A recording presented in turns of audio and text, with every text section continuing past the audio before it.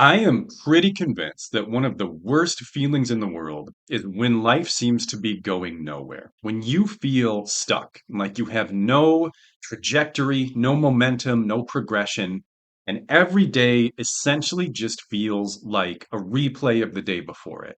And it's not even that you're moving backwards or that things are getting worse or falling apart. It's just that nothing is happening. And nothing happening is actually a pretty terrible outcome when you're putting a lot in. And I think it's pretty inevitable for most of us that life gets busier, harder, more arduous. It becomes more and more of a grind the longer you go because we tend to accumulate tasks and responsibilities and goals. And so each day takes more and more out of us the longer we're fighting and the longer we're working. And when we have nothing to show for that for weeks, months, years, decades, even sometimes, it is incredibly demoralizing. It kind of feels a little bit to me like when this is a Midwestern thing, I know some people have probably never experienced this, but when your car is stuck in the snow and no matter how hard you press that gas pedal, you can hear the engine going and you can hear the tires spinning and energy is being expended, gas is being burned, everything's working, but there's no traction. It's not hitting anything. And so, despite all this energy and all this power being built up and used, the car doesn't go anywhere. And it's one of the most frustrating feelings, both the actual like being stuck in life and the metaphorical car being stuck in the snow. It's just enough to drive you crazy. There's no development, no growth, and it just makes your life feel completely pointless. Stagnation is absolutely terrible for us because we need something positive. We need something to give us motivation. We need a reason to get up and do all this work we're doing every day, whether that work is your career, working on your health, working on your relationships. There has to be something in it for you. And that's not selfish. That's not ridiculous to want that. That's simply saying, I'm putting things in, I want to get things out. And when I put things in and I don't get things out, I don't really want to continue putting things in. I have hit many, many stagnant periods in my life, and I've hated every single one of them. I used to think they were very random and unpredictable, both when they started and when I would get out of them. Lately, I found myself thinking that that's not correct. I think I've started to identify some patterns in both the onset and the termination of these periods of stagnation in my life. And today I'm going to share with you my anecdotal, subjective research on my own personal life that has helped me minimize and quickly end these incredibly frustrating periods of life and get back to feeling like it's actually worth living again. And there's actually something happening as a result of my actions and my expenditure of energy. One of the things that I think I figured out, at least anecdotally in my own life, this has been true, is that this powerless sensation, this idea that I'm working hard, I'm expending energy, I'm trying to make things better, I'm trying to change, and nothing is happening, think that that conceptualization is not quite correct. To say nothing is happening, I don't think is true. And I don't mean actually your life is getting better and you just don't realize it and things have been great all along. Not that. I mean that your perception that no outcome results from your inputs is not quite correct. I think what actually happens is that we do move, but we don't move consistently in one direction. I think that most of us, especially during these periods of stagnation, are actually involved in an immense internal tug of war between two extremes. So, most goals, most values, most things we want in life could be measured on a continuum. So, a continuum, if you're not familiar with that term, is basically just a fancy term for like a line or some kind of graph or data point with, a top, a bottom, and a bunch of stuff in the middle. So, if you think about the brightness slider on your phone, for example, that's a continuum. It can be on maximum, where it's extremely bright. It can be on minimum, where you basically can't read it. And there's a lot of settings in between, right? So it's not binary. There are many settings along the way. It's not just on or off. Things like predictability versus excitement, for example, could be measured on a continuum. That might be a little oversimplified, but I think in general, when our life moves more towards one of those, it moves maybe away from the other one. And I think what happens to a lot of people is they take one action step in some certain direction And then they have a reactionary step that takes them back in the opposite direction. And the net result is that they end up right where they started. It's not that you aren't moving, it's that you do this. And I believe this comes from our internal drive for homeostasis. What I mean by that is even though we often want our lives to change because we're bored or unsatisfied or miserable or understimulated or whatever it may be, there is a pretty innate human desire for sameness. We always find change to be a little bit scary and unsettling and potentially undesirable. And we think that the reason for that is whatever your life is today, whether you love it, hate it, are kind of indifferent to it, you know what to expect for the most part. Everyone's life has unexpected twists and turns, but you, whatever your life is right now, it has probably been that thing for a while, unless you've had a major change really recently, in which case the title of this video probably wasn't super appealing to you. So when your life has been consistent for a long period of time, you get good at navigating it. You may or may not feel like you're particularly skilled at living your own life, but you've practiced it. Like if your days are very routine, it's like, okay, this is kind of the same. This is just like yesterday. Tomorrow will be the same. It's the reason that that gets boring is because you have kind of internalized and automated the decisions and the skills that go into getting through that day.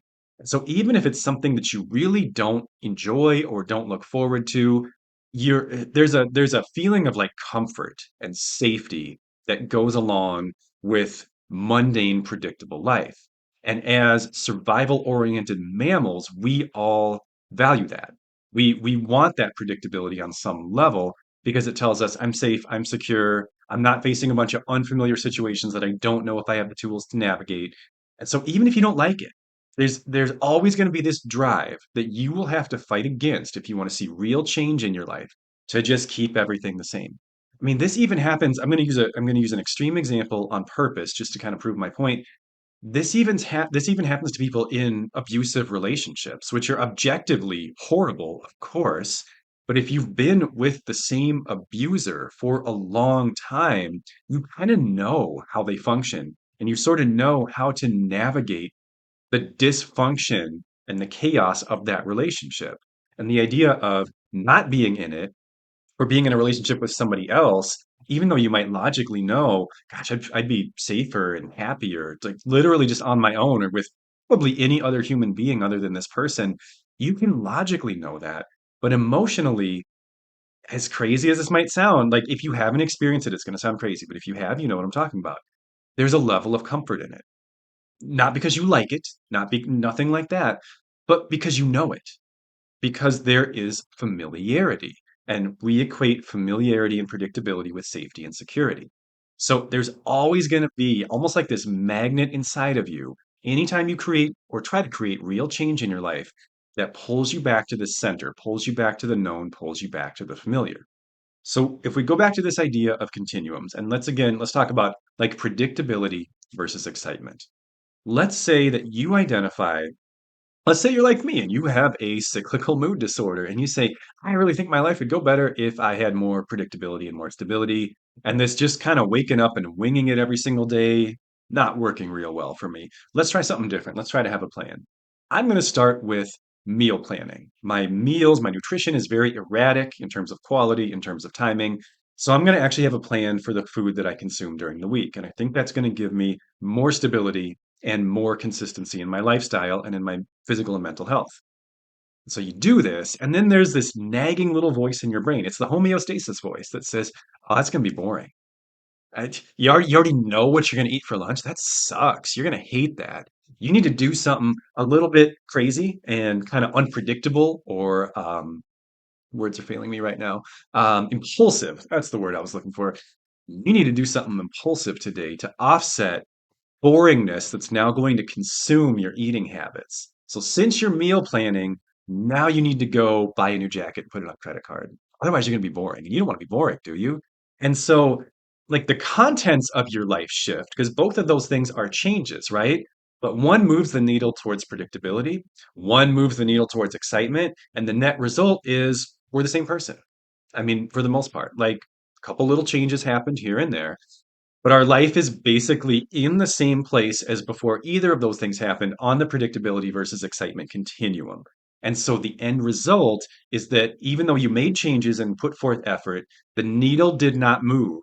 And your end result is stagnation. Hey everybody, Scott from the future here. Sorry for this very random seeming interruption and change in production values, but I'm out for my morning walk and I thought about something I really wanted to add to this video the day after. So this internal, like, homeostatic inertia that we have, this drive for sameness that seems to get us every time, it's a lot like having a rubber band inside of you. So, you make some little change, you pull it in some certain direction, and it just snaps right back and nothing changes.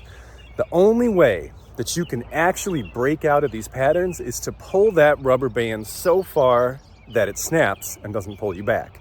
So making a change that's so significant, so substantial, that it changes who you see yourself as and how you see your life going. You got to go a lot farther than you think you do. One little change here and there is not going to snap that rubber band. You have to pull it so far that you break free from your sense of who you are and what your life is all about. It's way, way more than what you think. It's got to be a pretty extreme change to break out of that.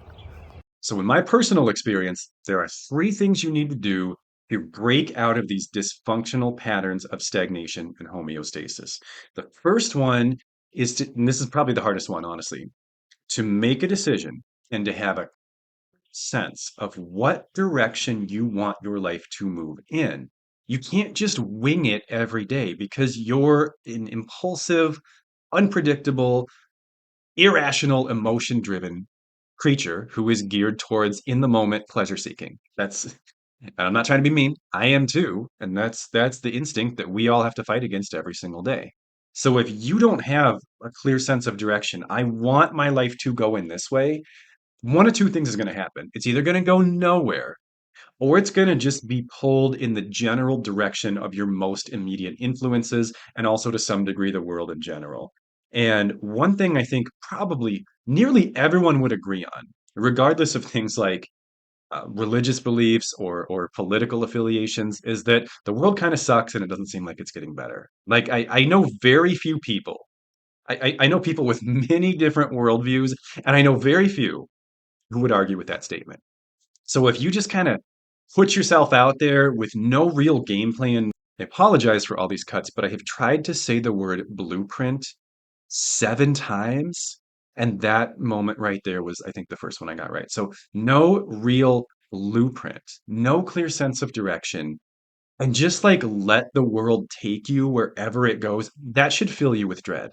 Like I know probably most people probably are not consciously doing that in their days, but if you don't have a plan, if you don't have a clearly identified sense of who and what you want to be, then that is your plan. Your plan is to let the world shape you. That should fill you with dread. That should terrify you. That should not be your plan. That's not going to go well. I don't care who you are and what you're trying to be. That's not going to go well. So you need to make a choice. Who and what do I want to be? And it's a hard choice to make. I know. I am not minimizing this because you don't actually know.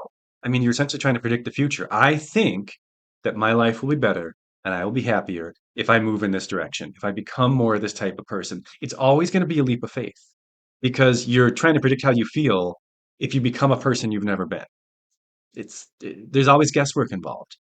It, no one has mastered this. No one ever will master it, I don't think. You just got to take your best shot at it, test your hypothesis and see what happens. But without that, you have nothing to weigh any decision against. You have no idea what you're supposed to be doing or when or how.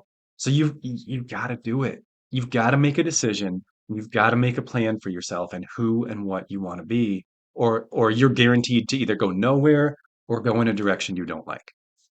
Once you have been able to identify that plan, and don't put too much pressure on yourself about that because you'll test your hypotheses along the way. As your life actually starts to move in some certain direction, you will be paying attention to your inner experience and you'll be able to know, do I think I like this or not? Does it seem like it's getting better? Is this not feeling the way I thought it would? Do I feel like this might actually be making my life worse? Have I made a mistake? You'll pay attention. So, like, if you don't get it right on the first try, that's okay. You can readjust and try again. You probably won't get it right on the first try. The person I'm trying to be today is not the person I was trying to be 10 years ago or 20 years ago. And it may not be the person I'm trying to be 10 years from now either. It's a constant journey of adjustment and assessment and recalibration. We're all on this same journey together to some degree. But once you've identified at least a rough sense of who do I want to be? What do I want to be more of? Try your best to keep that in the forefront of your mind throughout your conscious decisions that you make during your day, and try to weigh as many decisions as possible against this goal, against this ideal. So if I'm trying to be, I'm going to come up with just another theoretical example here. If I want to be completely faithful in a relationship, if I like, I don't even want to be tempted. I want to be as straight and narrow as possible with my romantic partner, you know. I don't even want to be like flirting with other people. Well, I got to consider every single decision I'm going to make in my day as being something that can either support that goal or move me away from that goal. Even seemingly innocuous things. Like if I get on social media and scroll, well, you guys know what kind of stuff is on social media. You know, you probably, if you stay on it long enough, going to see some things that are not really in service of that particular life goal. So then that's something you need to keep in mind when you get on your phone and start scrolling social media. Does this move the needle? Does this help me move further in the direction of being a loyal, faithful partner to my partner? Or does this potentially put me at risk for going the opposite direction and not being the person I want to be?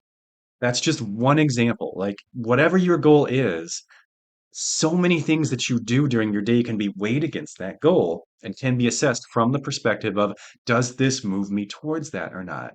And you have to get a lot of things moving in the same direction to see real change in your life. This is crucial if you want to avoid that stagnation, that my life is going nowhere feeling. You're not just going to be able to make a few little decisions here and there, feel like I'm a different person and everything's changing now and things are moving. It's got to be a consistent, like, I'm picturing, I can't think of a good way to to verbally articulate the image in my head right now. But I'm picturing like this big river with a lot of channels flowing into it, and all the water's going the same way. If you have a bunch of water going this way and a bunch of water pushing against it, what you end up with is stagnation. And that's what we're trying to avoid. We want as many things as possible in your life moving unidirectionally, probably a word. If not, it should be. Webster, take note. And that's what it takes. It takes consistent, conscious effort to actually move your life. Change is hard. Change is very, very hard. Do not underestimate the amount of effort and consistency it will take. And the third thing that I think is absolutely critical, and do not overlook this one, it overlaps a little bit with the second one, but it deserves its own bullet point, is to consider as many aspects as possible of your environments and whether your environment is supportive of your stated goal or goals or values, or whether it's actually holding you back from that. Now, your environment is a really broad category. So there's going to be tons of things that get included into this, too numerous to name. But just to give some examples, I mean, think about your physical environment. Are the things in your room or your home or your workspace, are they things that are supportive of these values? Are they things that are going to make it easier for you to move closer towards your goal? If I'm trying to eat healthier at work, let's say, and I am constantly, there's donuts here all the time. That's an environmental barrier to my stated goal. Not that there's anything wrong with eating a donut, but if you eat a donut every day, that's probably not the best, right? And so that's going to move me farther away from my goal of improving my physical health and also to my mental health to some degree. We want to make sure yet the things you want to do, the actions you want to engage in that are consistent with the direction you're trying to take your life in, are as accessible as possible and have as few barriers to entry as possible. Because at the end of the day, we are very subconscious, impulsive creatures. You're not going to actually, I know I said in number two, think through as many of these decisions as possible in the context of this goal, this North Star that you have. The flip side to that is you will not make every decision in a day consciously. You'll make a small fraction of the decisions in your day consciously. Many will just happen automatically. But you can pre-plan for that by customizing your environment so that the things that are easiest to get to, the things you can reach impulsively without thinking, are things you want to reach. And the things you don't want to reach for as often, you can't get to impulsively. If I'm trying to reduce my alcohol intake and I have a mini fridge on my, I'd get fired for this if I was at work, but even at home, like my home office, if I have a mini fridge in my home office on my desk with a six pack of beer in it, I can be halfway through a beer before I even realize, like, oh, wait a minute. I was trying not to do this as much. And like, I basically am done. Like, it's already happened. And I didn't even consciously realize that I did it. We make so many decisions on autopilot. And that's always going to be true. I don't care how much willpower you have. I don't care how motivated you are right now.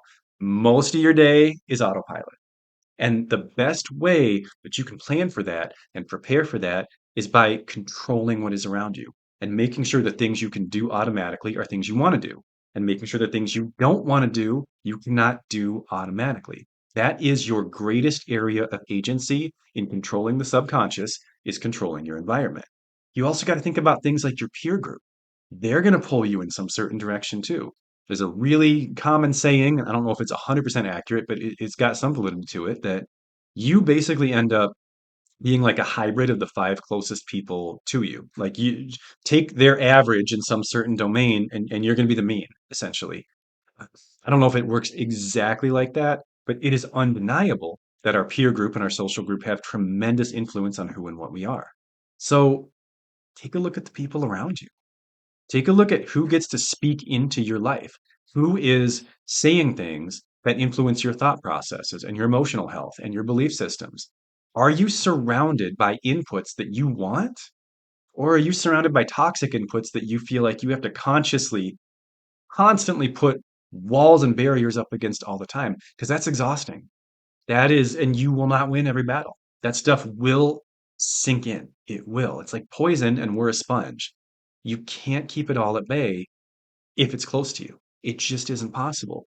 Social media is huge. Who do you follow? Who do you subscribe to? What's on your feed? What's on your algorithm? Are these things helpful to you? Do these things move you closer to who you want to be, or do they take you away from it? These are all elements of your life that you cannot always make decisions about them in the moment. Big picture, macro view wise, you are the one in charge of all of them, and you can change them and you can customize them to make your life actually go somewhere. And if you're stuck and you're stagnant, reconsider and reconfigure your environment. I think you might find that that is so often the missing piece is we're in the same environment that allowed us to become the person we don't like in the first place.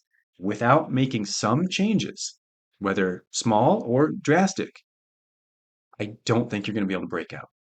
So think about what needs to change in your environment.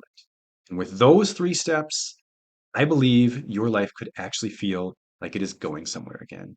And what that opens up, it's hard to overstate. Because when you start feeling again like the things you do actually matter to you, you're actually, for the first time in a long time, getting closer to goals you've had for a long time, maybe even goals you gave up on. Oh, does it get easier to get out of bed in the morning? So I hope these tools were helpful for you.